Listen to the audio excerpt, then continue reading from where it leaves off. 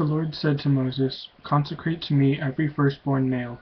The first offspring of every womb among the Israelites belongs to me, whether man or animal." Then Moses said to the people, "Commemorate this day, the day you came out of Egypt, out of the land of slavery, because the Lord brought you out of it with a mighty hand. Eat nothing containing yeast. Today is the month of Abib. You are leaving. Today in the month of Abib you are leaving. When the Lord brings you into the land of the Canaanites, Hittites, Amorites, Hivites, and Jebusites, the land he swore to your forefathers to give you, a land flowing with milk and honey, you are to observe this ceremony in this month. For 7 days eat bread without yeast, and on the 7th day hold a festival to the Lord. Eat unleavened bread during those 7 days. Nothing with yeast in it is to be seen among you, nor shall any yeast be seen anywhere within your borders. On that day tell your son, I do this because of what the Lord did for me when I came out of Egypt. This observance will be for you like a sign on your hand and a reminder on your forehead that the law of the Lord is to be on your lips. For the Lord brought you out of Egypt with his mighty hand. You must keep this ordinance at the appointed time year after year.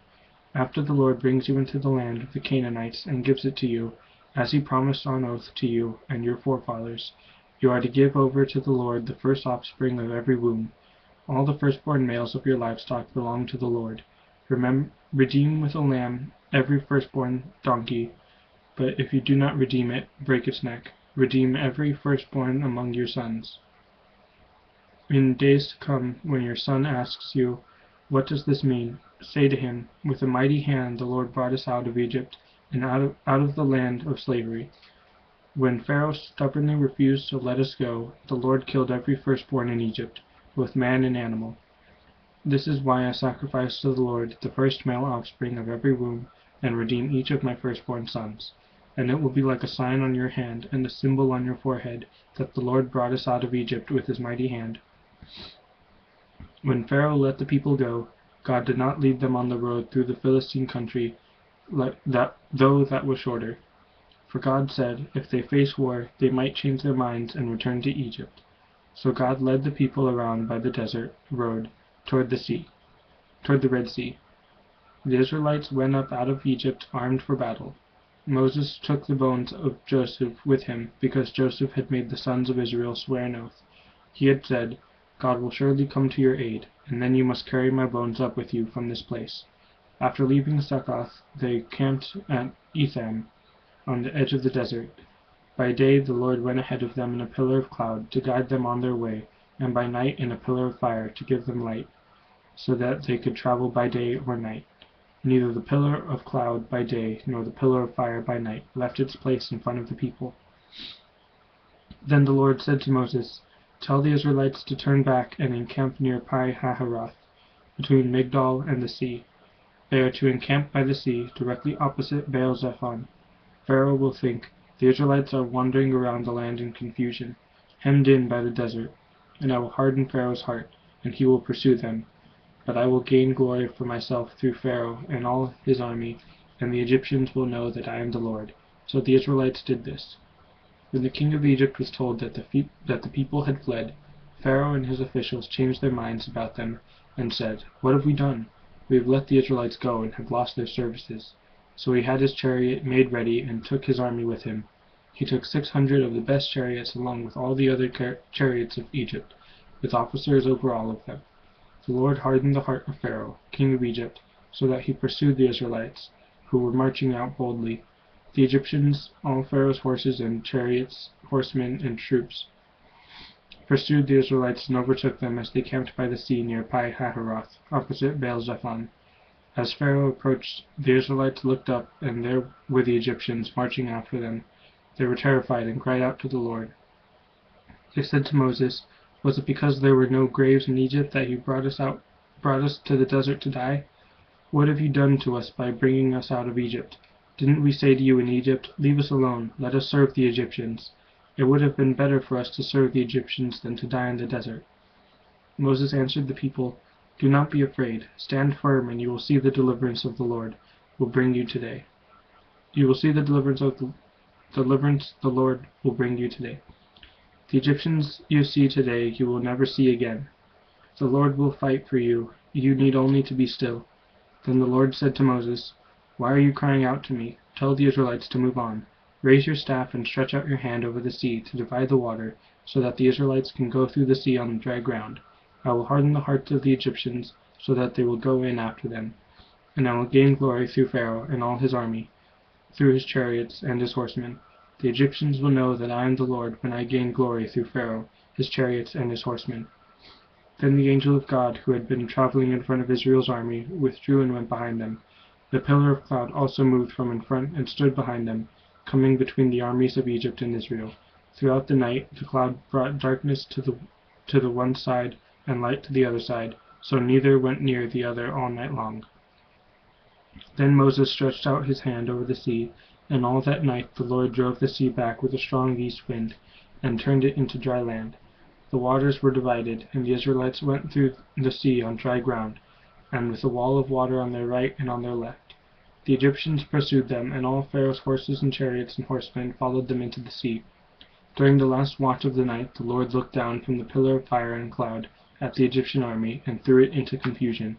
He made the wheels of their chariots come off, so that they had difficulty driving, and the Egyptians said, "Let's get away from the Israelites. The Lord is fighting for them against Egypt." Then the Lord said to Moses, "Stretch out your hand over the sea, so that the waters may flow back over the Egyptians, and their chariots and horsemen." Moses stretched out his hand over the sea, and at daybreak the sea went back to its place. The Egyptians were fleeing toward it, and the Lord swept them into the sea. The water flowed back and covered the chariots and horsemen. The entire army of Pharaoh that had followed the Israelites into the sea, not one of them survived. But the Israelites went through the sea on dry ground, with a wall of water on their right and on their left. That day the Lord saved Israel from the hands of the Egyptians, and Israel saw the Egyptians lying dead on the shore. And when the Israelites saw the great power the Lord displayed against the Egyptians, the people feared the Lord and put their trust in him, and in Moses his servant. Then Moses and the Israelites sang this song to the Lord. "I will sing to the Lord, for he is highly exalted. The horse and its rider he has hurled into the sea. The Lord is my strength and my song. He has become my salvation. He is my God, and I will praise him, my father's God, and I will exalt him. The Lord is a warrior. The Lord is his name. Pharaoh's chariots and his army he has hurled into the sea. The best of Pharaoh's officers are drowned in the Red Sea. The deep waters have covered them. They sank to the depths like a stone. Your right hand, O Lord, was majestic in power. Your right hand, O Lord, shattered the enemy. In the greatness of your majesty you threw down those who opposed you. You unleashed your burning anger. You consumed them like stubble. By the blast of your nostrils the waters piled up. The surging waters stood firm like a wall. The deep waters congealed in the heart of the sea. The enemy boasted, "I will pursue. I will overtake them. I will divide the spoils. I will gorge myself on them. I will draw my sword, and my hand will destroy them." But you blew with your breath, and the sea covered them. They sank like lead in the mighty waters. Who among the gods is like you, O Lord? Who is like you, majestic in holiness, awesome in glory, working wonders? You stretched out your right hand, and the earth swallowed them. In your unfailing love you will lead the people you have redeemed. In your strength you will guide them to your holy dwelling. The nations will hear and tremble. Anguish will grip the people of Philistia. The chiefs of Edom will be terrified. The leaders of Moab will be seized with trembling. The people of Canaan will melt away. Terror and dread will fall upon them. By the power of your arm they will be as still as a stone. Until your people pass by, O Lord, until the people you bought pass by. You will bring them in and plant them on the mountain of your inheritance, the place, O Lord, you made for your dwelling, the sanctuary, O Lord, your hand established. The Lord will reign forever and ever. When Pharaoh's horses, chariots, and horsemen went into the sea, the Lord brought the waters of the sea back over them, but the Israelites walked through the sea on dry ground. Then Miriam the prophetess, Aaron's sister, took a tambourine in her hand, and all the women followed her with tambourines and dancing. Miriam sang to them, "Sing to the Lord, for he is highly exalted. The horse and its rider he has hurled into the sea." Then Moses led Israel from the Red Sea, and they went into the desert of Shur. For 3 days they traveled in the desert without finding water. When they came to Marah, they could not drink its water because it was bitter. That is why the place is called Marah. So the people grumbled against Moses, saying, "What are we to drink?" Then Moses cried out to the Lord, and the Lord showed him a piece of wood. He threw it into the water, and the water became sweet. There the Lord made a decree and a law for them, and there he tested them. He said, "If you listen carefully to the voice of the Lord your God, and do what is right in his eyes, if you pay attention to his commands and keep all his decrees, I will not bring on you any of the diseases I brought on the Egyptians, for I am the Lord who heals you." Then they came to Elim, where there were 12 springs and 70 palm trees, and they camped there near the water. The whole Israelite community set out for Elim, and came to the desert of Sin, which is between Elim and Sinai, on the 15th day of the 2nd month after they had come out of Egypt. In the desert the whole community grumbled against Moses and Aaron. The Israelites said to them, "If only we had died by the Lord's hand in Egypt.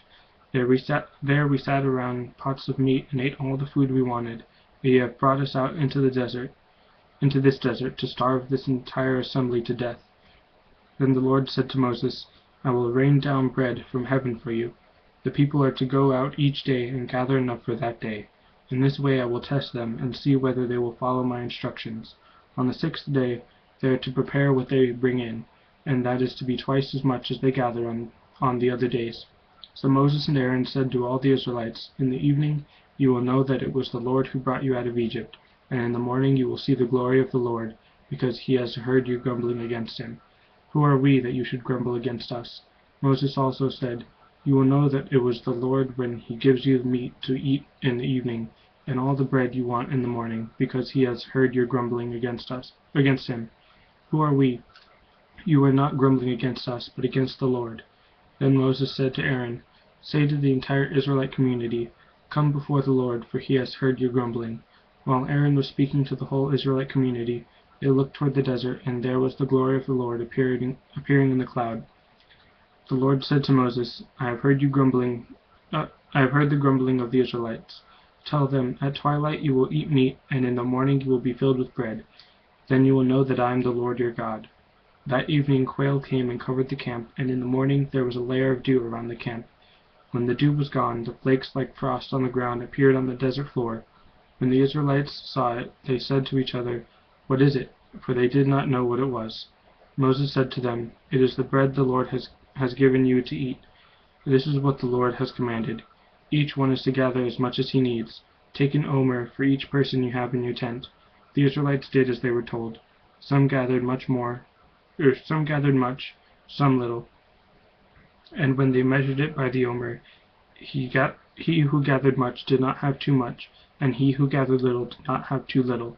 Each one gathered as much as he needed. Then Moses said to them, "No one is to keep any of it until morning."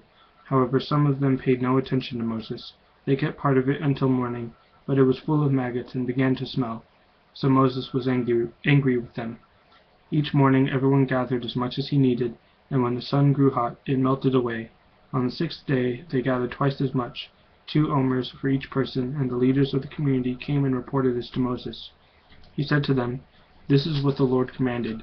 Tomorrow is to be a day of rest, a holy Sabbath to the Lord. So bake what you want to bake, and boil what you want to boil. Save whatever is left, and keep it until morning." So they saved it until morning, as Moses commanded, and it did not stink or get maggots in it. "Eat it today," Moses said, "because today is a Sabbath to the Lord. You will not find any of it on the ground today. 6 days you are to gather it, but on the 7th day, the Sabbath, there will not be any." Nevertheless, some of the people went out on the 7th day to gather it, but they found none. Then the Lord said to Moses, "How long will you refuse to keep my commands and my instructions? Bear in mind that the Lord has given you the Sabbath. That is why on the 6th day he gives you bread for 2 days. Everyone is to stay where he is on the 7th day. No one is to go out." So the people rested on the 7th day. The people of Israel called the bread manna. It was white like coriander seed, and tasted like wafers made with honey. Moses said, "This is what the Lord has commanded. Take an omer of manna, and keep it for the generations to come, so they can see the bread I gave you to eat in the desert when I brought you out of Egypt." So Moses said to Aaron, "Take a jar and put an omer of manna in it. Then place it before the Lord to be kept for the generations to come." As the Lord commanded Moses, Aaron put the manna in front of the testimony that it might be kept. The Israelites ate manna 40 years, until they came to a land that was settled. They ate manna until they reached the border of Canaan. An omer is 1/10 of an ephah.